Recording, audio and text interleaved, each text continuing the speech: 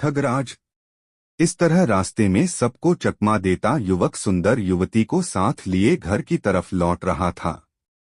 एक जगह पेड़ के नीचे उसने घोड़ा रोका और वे दोनों थैले में से मिठाई निकालकर खाने लगे। पास ही राजघराने का धोबी कपड़े सुखा रहा था। उसने कुछ मिठाई उसे भी दी और बताया, ये मामूली नहीं, दिव्य मिठाइयां हैं। वहां झील के उस पार पेड़ पर उगती हैं। जितनी चाहे तोड़ लो, खुद भी खाओ और बेचकर पैसे भी कमाओ। धोबी उसकी बातों में आ गया और विनती की, कुछ देर आप मेरे कपड़ों का ध्यान रखना, मैं मिठाई लेकर जल्द ही लौट आऊंगा। जाओ, पर शीघ्र लौटना, हम अधिक देर नहीं रुक सकते हैं, युवक ने कहा। जब धोबी चला गया तो युवक ने राजघराने के कीमती वस्त्रों की गठरी बांधी, घोड़े पर लादी और युवती को बैठाकर चल दिया। व्यापारी का नौकर और दोनों ठग उसे ढूंढते हुए हलवाई की दुकान पर पहुंचे। उसकी बातें सुनी और अपने साथ मिला लिया। आगे बुढ़िया मिली, वो अभी तक अपनी बेटी के लिए रो रही थी। अब इन पांचों की टोली युवक की तलाश में आगे बढ़ी तो देखा धोबी लुट जाने पर अपना सिर पीट रहा था। उसे भी साथ लिया। वे सब रास्ते में अपनी अपनी कहानी सुनाने लगे। सब क्रोध में थे और युवक को पकड़ना चाहते थे। अंततः एक गांव के बाहर इन लोगों ने उस युवक को पकड़ ही लिया। सबने उसका घेराव किया और धमकाने लगे। बचने का कोई उपाय न देख वह बोला, देखो भाई, आप सब मेरी बात सुनो, मैं कोई चोर उचक्का नहीं हूं। मैं आप सबका सामान लौटा दूंगा।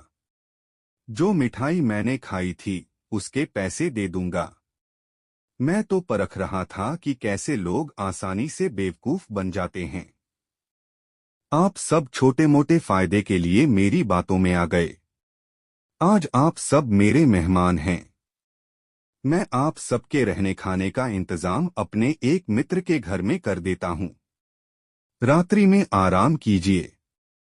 सवेरे मैं सबका सामान लौटा दूंगा, फिर आप लोग अपने अपने घर चले जाना। वे सब लोग खा पी कर सो गए।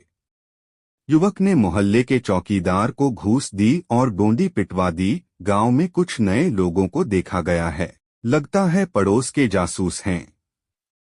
जो कोई इनको पकड़ने में सहायता करेगा उसे इनाम मिलेगा। पकड़े जाने की घोषणा सुनकर दोनों ठग, व्यापारी का नौकर, हलवाई, बुढ़िया, धोबी सभी घबरा गए और वहां से जान बचाकर भागे।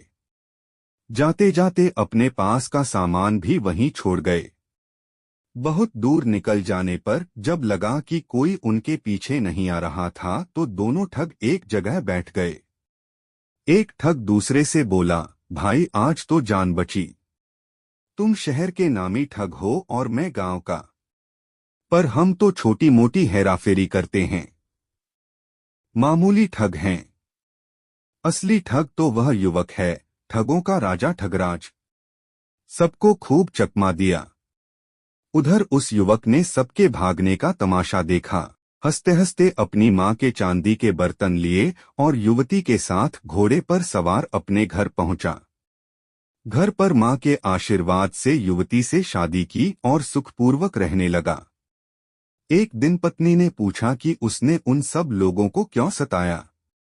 इस पर युवक बोला, खाली हेराफेरी में क्या है, मजा तो चतुराई से चकमा देने में है। धन्यवाद पूरा वीडियो देखने के लिए। अगर आपको ये वीडियो अच्छा लगा हो तो प्लीज इसको लाइक करें और चैनल को सब्सक्राइब करें।